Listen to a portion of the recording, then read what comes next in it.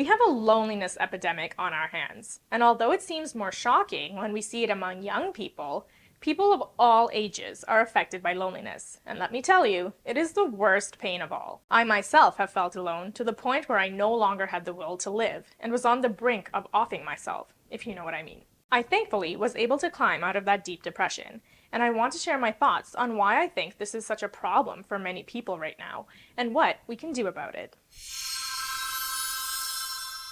First, let's look at this from a spiritual angle, and then I promise I'll give you some practical advice. Loneliness feels intensely painful, and that's because it's not your actual truth. We consider ourselves to be separate from each other in our individual bodies, but this is actually just a surface-level symptom of feeling separated from God. If you're interested in learning more about this, please check out this video to further understand what I mean.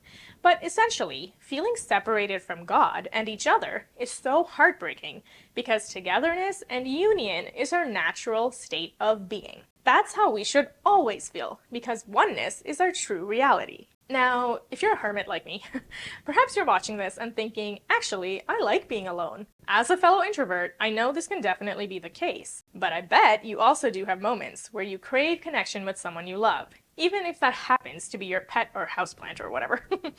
Or at a bare minimum, we want to feel like we belong, right? So what can we do to remedy this deep void we feel? If you've been watching me for a while now, you know that I'm an old granny and I am not a fan of social media. If you're new to this channel, what up fam? And I would like you to know that I'm an old granny and I'm not a fan of social media. Friendships on social media are incredibly superficial. Firstly, all we see on these platforms is the best version of everyone else. Even those who do air out their dirty laundry and post about their mentee bees usually do it for internet clout, sympathy, or to fish for compliments, not to have the long, hard talks that only friends can have.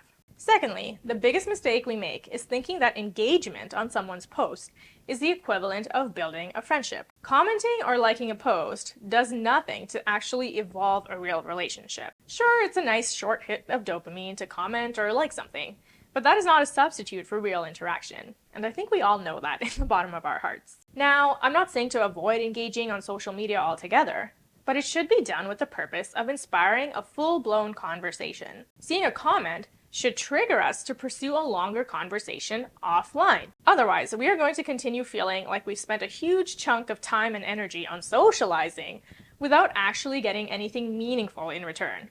And that's what leaves us feeling so empty and alone. Like we've spent time and we're feeling tired, but nothing has come of it. Also, social media can be super toxic, and I find any long dialogue in the comment section is always a frickin' argument or a debate. It's like people are looking for any reason to fight because it garners attention. That's not what we're after here. We don't just need any attention. We need quality attention in order to feel loved and accepted. Okay, now let's talk about how we're supposed to act really chill when we meet someone new, as if being excited means you reek of desperation. In dating, this is called playing hard to get. But I honestly think this attitude leaks into friendships as well. God forbid you're actually happy to get to know someone. This whole don't text back right away, or if they take 2 hours to respond, you take 2 hours to respond, is a little ludicrous in my opinion. I mean, on one hand, I realize that humans want what they can't have, so being a little mysterious is very alluring. However, we've normalized this behavior of holding back so much that we turn our excitement about meeting someone into anxiety, like wanting to talk to someone is some kind of sin. Also keep in mind, when you're comfortable expressing your joy and appreciation for others freely, guess what? It makes it safe for others to express their excitement about you too. Because I spend way too much time on YouTube, I've noticed a rise in the topic of dark femininity and these alpha bros saying never to chase the person you're interested in. But if no one puts in any effort ever, then how will the relationship evolve? And like, who does the talking? And what? This gatekeeping of joy that comes from connection is egocentric and is more about pride than confidence. I think the correct interpretation of this is to be yourself, but don't let your joy and excitement turn into obsession. Yes, initiate conversation and bring momentum to it, but don't do so at the expense of anything else in your life. Keep doing you and being who you are. Because think of it this way, relationships should not be a performative art. We need to be our authentic selves from the very beginning so that the right people can identify that we are the right vibe for them and that we bring to the table what they're looking for. And the wrong people can go F off.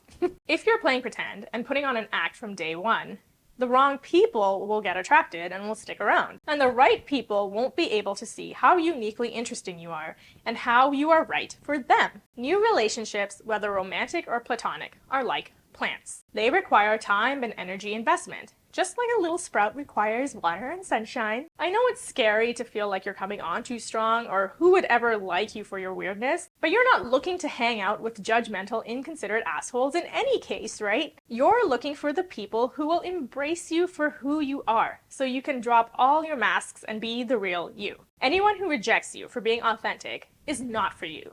So let them get out of your life. Be gone! Lastly, it would be remiss of me to not bring God into this. God lives within you. He isn't some external force or some old dude living in the sky. He is instead always with you. And so, you are never really alone. I know people say that platitude all the time, that, oh, you're never really alone because the Spirit is with you. But there's a reason why you're like, well, why the heck is he not talking to me?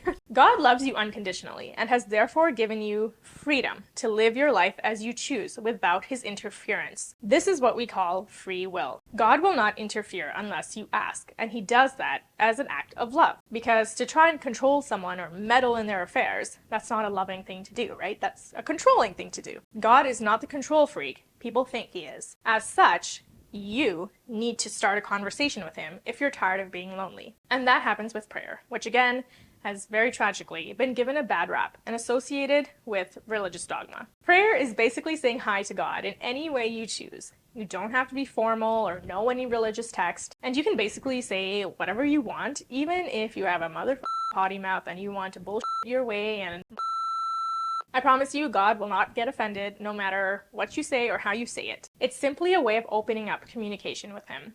And then ask for whatever you want. Friends, your soulmate, and beyond. Because if anyone can help, I guarantee you it's God. And he can, and he will, because you are his creation. And contrary to popular belief, he absolutely adores you. It saddens me that people preach about God being this easily angered tyrant, but that's just not the case. And it really breaks my heart how we close off divine intervention that is actually our birthright. If the thought of God gives you the ick because of all the negative emotions associated to him, not even by you, just by the collective in general, right? I'd love for you to watch my video on the unconditional love of God. Okay, so if you're feeling lonely, put yourself out there and initiate conversation. Yes, it does sound uncomfortable, but it is a necessity and it's going to end up being great, I promise. But here's the condition. Please, please be yourself. We need you to be the real you. The world needs you to be the real you. That is how we will heal the world. Thank you for watching, and I'll see you next time on Mediocre Guidance. Bye-bye!